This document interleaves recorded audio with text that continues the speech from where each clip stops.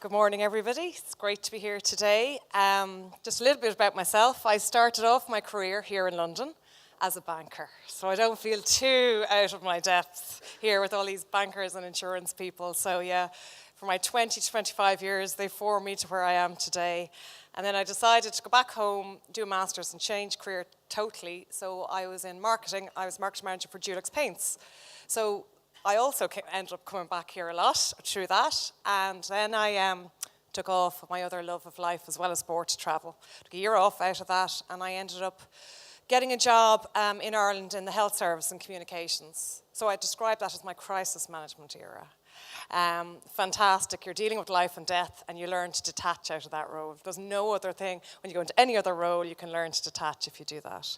So I did that for 6 years, and then I saw this job, Direct Communications, the GAA, and I thought, wow, this is my ideal job. The only problem is they had no women. But that didn't deter me, and I went on, and I ended up getting the role. Very luckily, I had open-minded people on the interview board, and that was the headline in the paper. They've hired a woman. So 7 years and 3 months later, I'm here now, and I'm just finishing with the GAA now to go on my own journey. I'm going to take all the learnings I've learned and go into consultancy and teach people how to use digital, and not just digital, but communications, because that's my job as Director of Communications. It's how to tell a story. So what I'm going to talk to you today is about the GAA story. I'm conscious that some people here don't know what the GAA is, and maybe some people do. There's a lot of Irish accents, I heard, Cork and the North and everything else. So what I'm going to do a little bit about just what is the GAA, our digital life when I started in 2008 to where we are today. I'm focusing a little bit on sponsors, and there's some of our sponsors here. I won't cover them all, but because they play an important role for us as well. So what is the GAA? Oh, this isn't it. This is, I wouldn't mind, I can fill this in.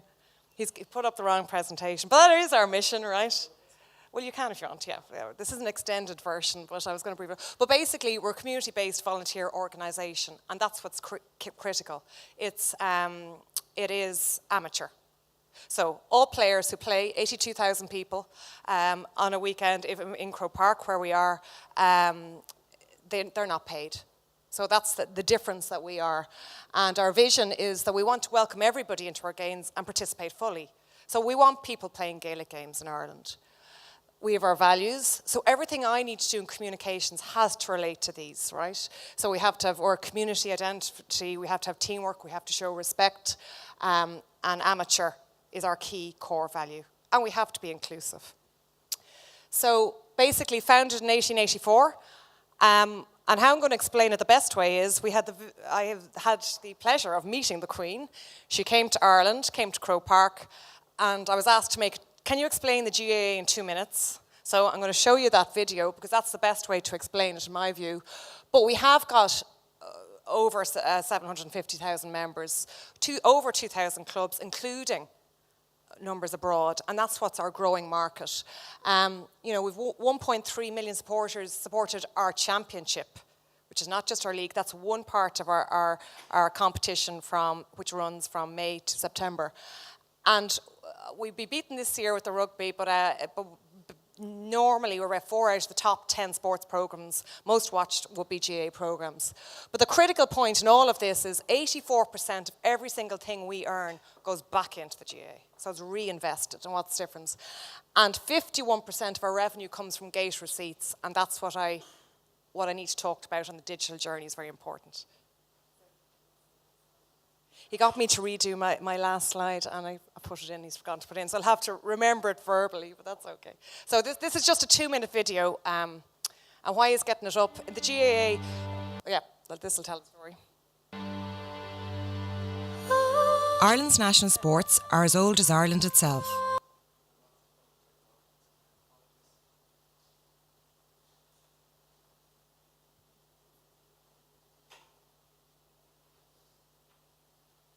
While he's doing that, in our role, we have a very, very small staff, and this is one of the key things that I want to make the point of. It is possible with digital to do more.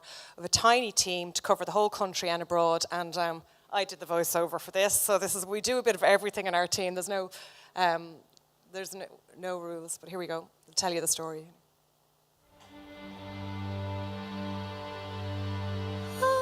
Ireland's national sports are as old as Ireland itself. Early historians from the 6th century tell of an ancient Irish sporting festival placed around 1800, a millennium before the foundation of the ancient Olympics. The GAA was founded in Hayes' Hotel, Thurles, County Tipperary in 1884, with the aim of keeping alive the sports and traditions that informed Ireland's cultural identity. Stories of hurling, a game played with ash sticks and a leather ball known as a slither, and Gaelic football have been handed down through the generations. For over a century and a quarter, Gaelic games have remained the keenest expression of our Irishness.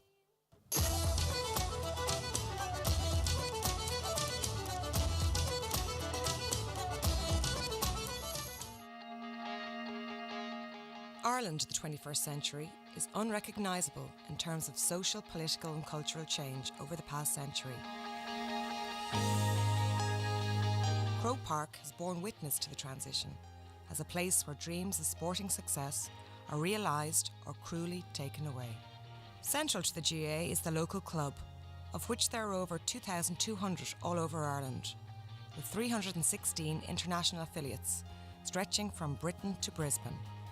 Custodians of our ancient sporting traditions are now spread to the four corners of the globe, with the aim of protecting and passing on a sporting heritage stretching back 3 millennia. A global network of volunteers providing the thread to bring communities together, empowering the next generation of stars with the skills necessary to realise their own sporting dreams. The GAA is a community-based volunteer organisation promoting Gaelic games, culture and lifelong participation. Our vision is that everybody has the opportunity to be welcomed to take part in our games and culture, to participate fully, to grow and develop and be inspired to keep a lifelong engagement with our association. Nearly 1.5 million supporters attended the Inter-County Football and Hurling Championship games over the past 12 months.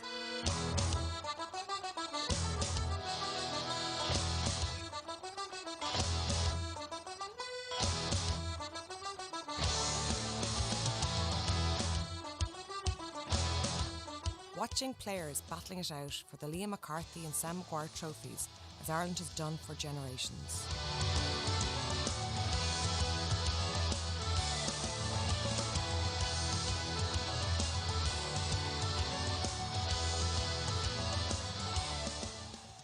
All for a pure and simple ideal, something money can't buy: the pride of the parish, the pride of the club, the pride of the county.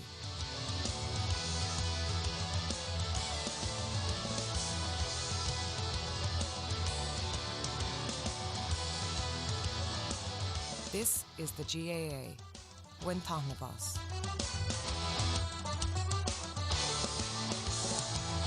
That's my team who won, so I was very happy because I'm from Dublin. We're not allowed in the GAA to wear our colours or anything, and it's direct communications to be very restrained, but it's always good when your own team wins. So, back to the story. We're made up of 32 counties, right? That's the way, and abroad.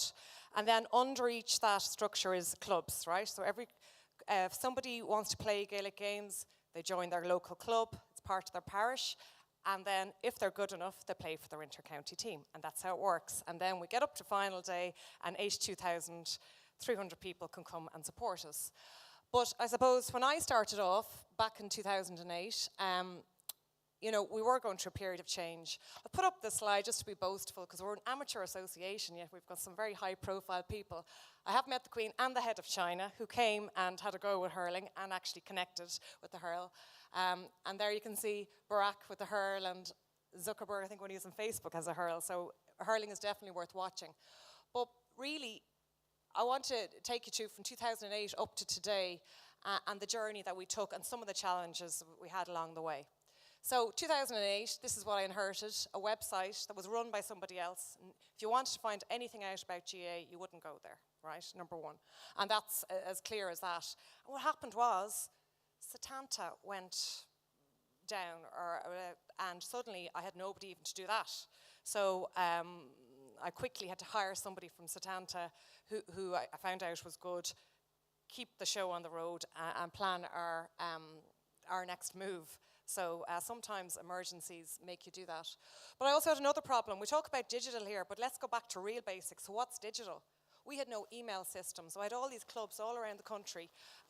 If you wanted to talk to a club, I'd have to maryjo@hotmail.com, who'd be sending out communication to there's so many things wrong with that on a whole load of levels. As I said, volunteers, they change every 3-5 years. So no structure. So the first thing, I had a static website, nobody interacting with the website at all. There was little use of our website as a marketing or any branding tool, and not to mind ticketing.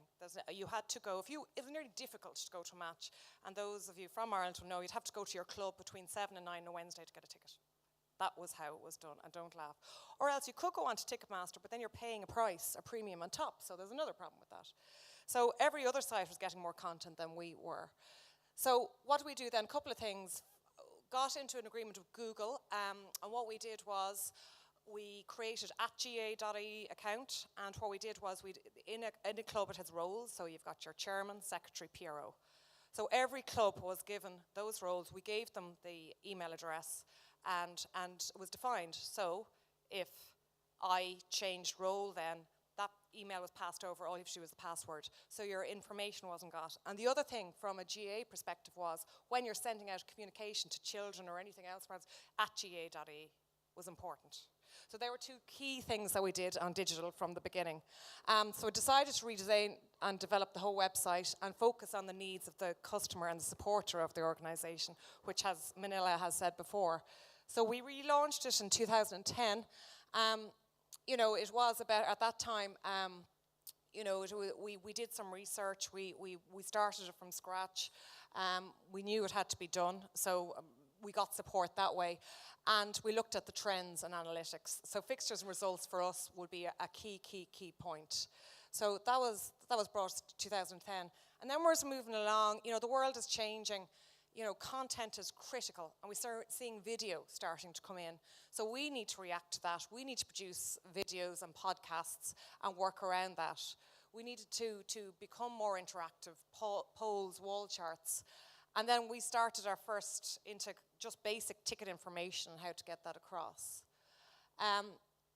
So what happens in 2012? Well, the site is well received. It is more focused towards the supporter. There's still a problem, though, in my world, in that everybody feels it had to be on the front page. How we built it up and everything else had to be put into sections. That was still a challenge. But we took a decision, right, we need to get players involved. So anybody who's retired, they became our columnists. That was a new strategy. We launched our mobile strategy. We launched our app. We made some of the site, or started to make some of the site responsive. And we began making the big move into social media, which I'm going to come back to as a whole section, because that was a journey in itself, right? So then, we decided to make our own show, Round the Square, named by my father. These things happen like that. And make sure we had a weekly roundup of scores and information and that, and that worked very well. Again, it's about telling your story. If you don't control your channel, I like the word clean communications channels. You're the director, you're the person who can put out, you're not dependent on anybody else. In the GAA in Ireland, if you come to Ireland, you will see, it's not our season now, but we don't have a problem of having a press conference and nobody turning up. That just doesn't happen to me, because everybody comes and everyone has interest. So we do have the papers, and we do have its wall-to-wall coverage.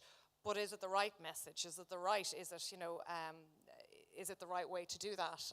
So I was really focused on getting our own message across in our own way. And at this stage then, we did need to look at the GA strategy. So #GAFuture, put out a survey. You need to then, what do people want? Where do you think we should be going?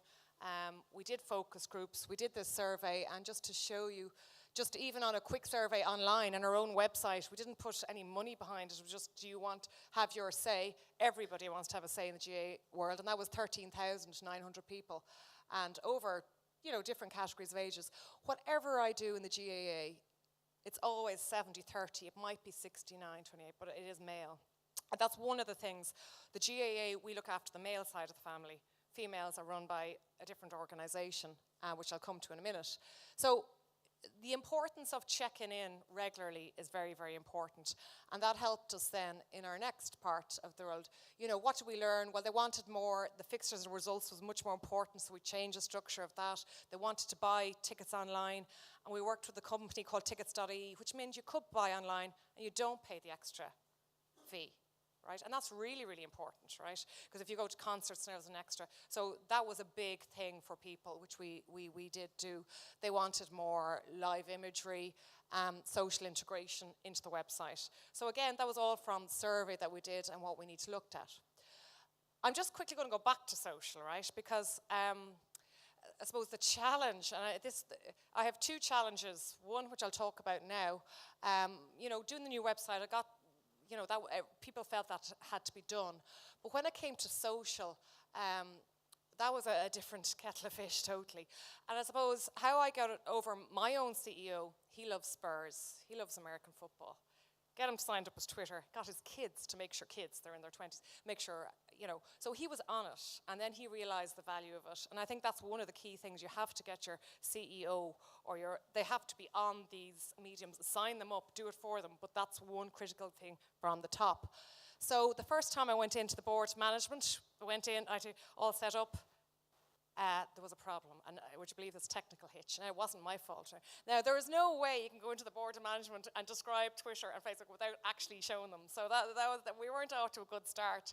So we had to come back again, but I got there, and that was the board of management, and they were all on board. And I'll come back to my next level now. But official GAA at that level was launched in summer, and then. 2011, they gave me the agreement to go ahead. And look, going back to the channels you use, this is really important. There's so many channels out there, right? So I did a lot of work for Twitter for results. I mean, it's a no-brainer. People will be following scores on Twitter, and getting information out. So that was absolute. We're definitely going to go down that route. And we did live Twitter Q&As with players, etc. We've got 238,000 followers. That's just for our own at the moment now, and I'll come back to the bigger message. And we used it. You can see there. Get people to tweet messages into Croke Park directly. It's all about engagement.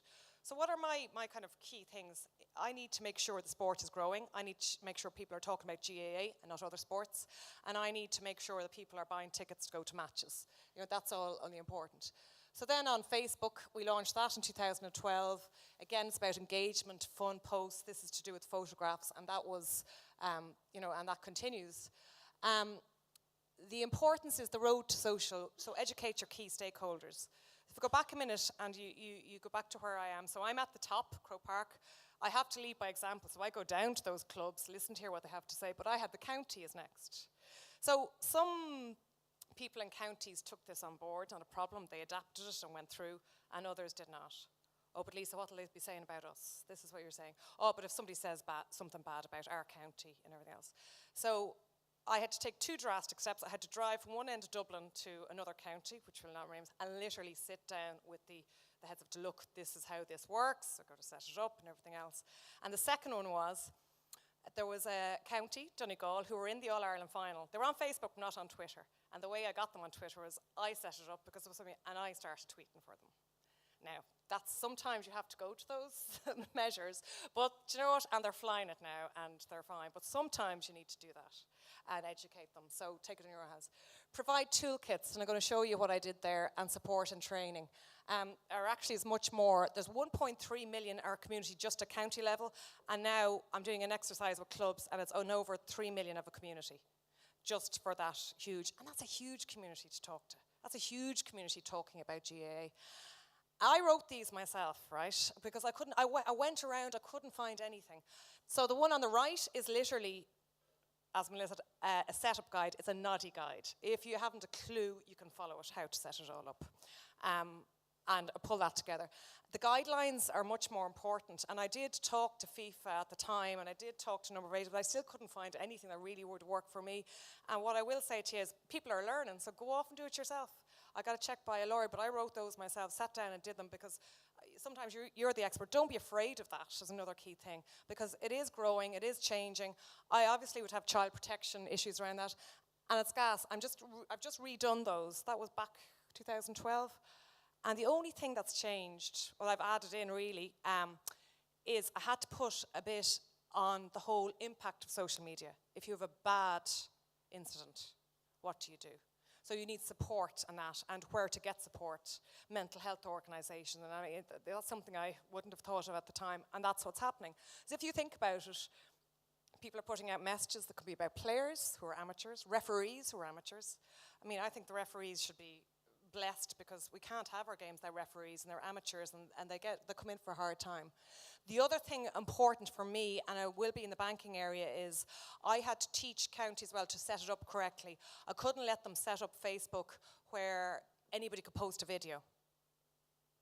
And so I did a trawl of every county and every club. So, you know, they can't be moderating at 24 hours. If somebody put it up an inappropriate video, as an organisation with children and everything else, so it's not. So literally the setup guide, how to turn that off, is in that, and they all have to comply with it. That's it. If you're doing it officially, that's how it's to be set up, and that has worked, and that's where we are today. And that was really important for me to get things set up and to do that. And I go around the counties. I go around and show them, and we had one recently there in Leinster where we showed that some people didn't know how to use Hootsuite. Look, guys, you don't have to be doing it. But for a club who has no money, it's a way to get out their local Strictly Come Dancing or their messages out for free. It's a fantastic way, and now they're using it to fundraise or, you know, connect with people abroad. It's huge. So, you know, it's been revolutionary for clubs who have no money or to get their whole following up and out. So that was back in 2014. You see, the competitive streak, this has really moved on, but I showed them the counties, the slides, so there's all competition between them. There's much change this year, you know, so that's how I encourage them. But look, you know, we put out a thing, show us the 7 wonders of the world, the GA jersey. I thought this would take us about a week. Literally, we made it last 48 hours, but it was 24 hours. So that's the reach of the GAA, and that's all it. And the one good thing globally is now we've got the Sky deal, so you now can see it on Sky Sports, and I think that's fantastic because we're spreading our word globally. And GAA Go, which means that people, when they go abroad, can see the matches, which was a big thing. If you're in America, people had to go to bars to watch it, whereas now, with true technology, and that has come up, we can now, through GAA Go, people can see matches and pay for that, and that's really important. Building an online community, it's all about getting this community together, team of the week, vote for your team. It's all about talking, making exclusive competitions, and you do have to be one ahead of the rest the whole time, looking what's out there. And combining social media with matchday experience, I just want to hold on that for 1 second. One of the challenges we have is that in Ireland, anyway, we've got RTE, who are broadcaster, we've got Sky, and then they made RTE go up a level because of competition there. But it's much easier to sit at home and have your cup of tea and a beer, and maybe it's not wet, and or your team. We need people to come to our matches. However, nobody has cracked the Wi-Fi situation in stadiums, because it costs millions to put in Wi-Fi in your stadium, and it is something we're working on, smart stadium and that. But you have to get some way of getting to the match attractive and getting people involved. So, you know, people like seeing that, you know, they can tweet in, but they have to tweet in beforehand. We can't tweet in at the match because the stadium can't cope with 82,000 people on Wi-Fi. We don't have that capability. But it is a challenge because we need people to come to matches. We need people to come to matches because that's given us revenue, which has given us the money to put back into the GA. So, and I know in the States as well, you know, we all struggle with that to make sure that it's still attractive to come to matches. And this will go back to customer expectations, which we'll be talking about. So just on to ticket sales. Again, you know, it's about your clean communications channel. When I started my job, was, you know, media, answering the media queries as well as other things, whereas, and I'm leaving now, I'd say it's about 90% is digital related in some way. But we do track, you know, ticket sales through the website and driving people to ticket sales, make sure at every point of ga.ie/tickets is on our marketing material. It's very important. I'm very lucky. Twitter we have a lot of companies based in Dublin, and Twitter is based in Dublin. So Tom Fox, there's Twitter on sports side. So I said, Tom, I have this idea. I think we need to bring Twitter into the stadium. Will you help us with this? So we got people to tweet in, hashtag MyGAA, what it means to them. And we actually then put that up on the tunnel. So that's another way of engaging. And all about, the reason I put the one on the left here is GPA is our Players Association. We work with them too, because you need to work with them. Before, when we started, it was kind of two different entities, the players versus the GAA, whereas now it's much more collaborative. And that's the way to go and look forward. I Am Hurling is an interesting one. The head of the GPA, Donal Cusack, is a good friend of mine, and he had this idea about, used to see people on video, with doing football skills and everything else, but we never saw anything about GAA. So we came up with this idea for competition to get kids to do skills, I Am Hurling, and put it in, and the level has gone up every year. And that's another way of using social media to get whatever your message is across or anything else, and that's a good way. And I put in the females there because I insist on making sure the females are integrated with that. So to summarise all of that, how the journey, we went mobile, the ticket sales, that's really important over the whole bit. The demand for content, it's a 24/7 job now.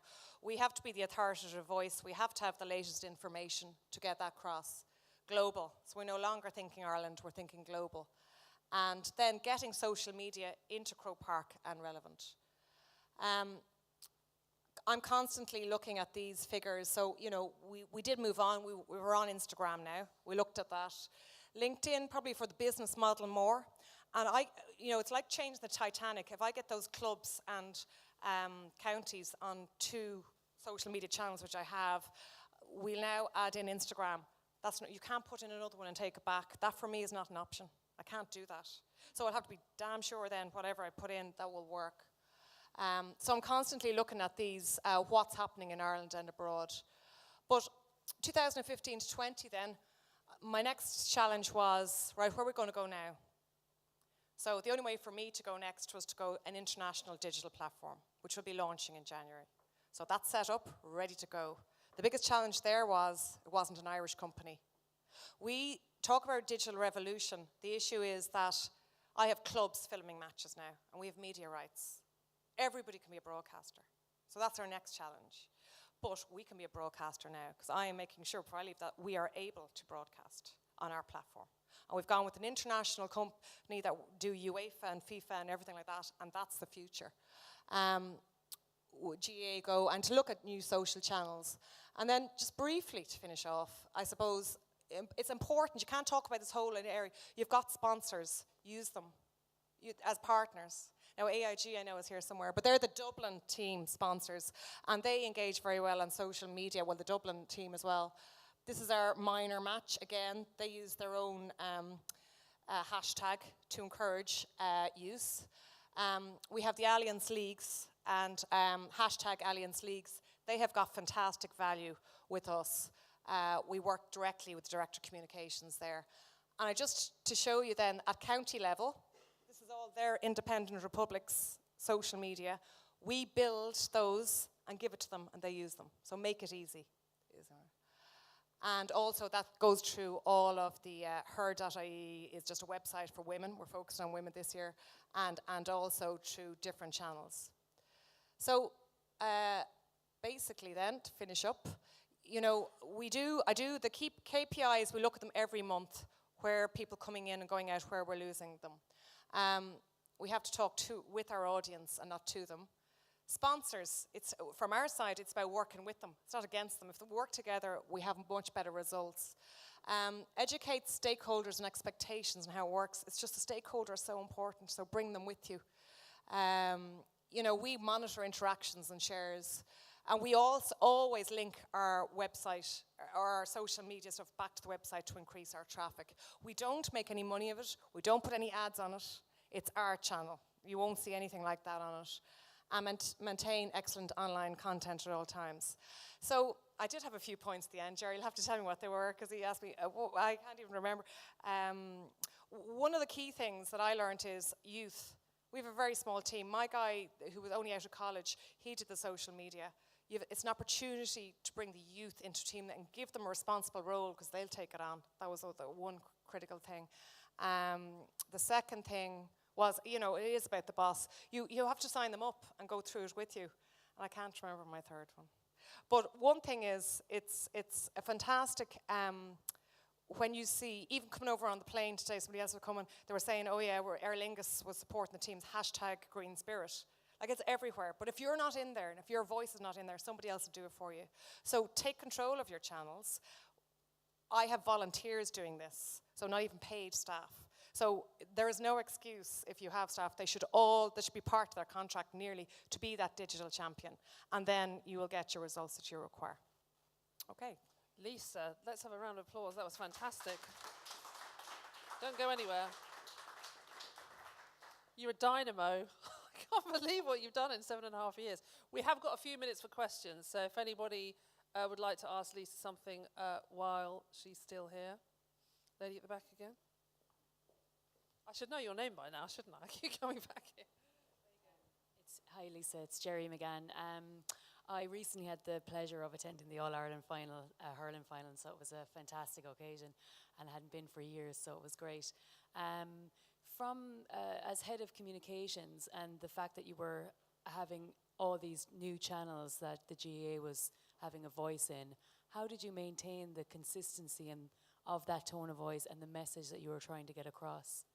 Well, we would have weekly content meetings, right? So on that phone would be the two guys who do the website content remotely, the guy who's did the video part of it. We'd also have meetings with the marketing team, because marketing started off, they were just doing kind of paid for advertising, whereas then they had to be brought in because digital was a key part of it. So you have that, and we have to be very strict about our tone. We can't be slagging off anybody. They're all from the beginning, they all know that the tone they have to take. And what we do is, my main role at organizational level, that's fine, right? I have no problem. It's the next level down. That means me picking up the phone to the voluntary PRO and training them, and also read what that says. Is that a press release? Would you put that out in a press release? That's what I always say to them. Oh, and one time one county was slagging off a referee, and then he admits to me, I'm actually a referee myself, But like these can damage these people, like, you know what I mean? So you do have to, the biggest challenge is at national level, I think you've got all the staff together, but the next level down, it is a challenge. But you just have to keep a very close eye on it. And I think somebody said earlier, Doreen, I think maybe, I used to look at all the official GA, what people are saying, and keeping an eye on that. That's a great indicator of anything that happens.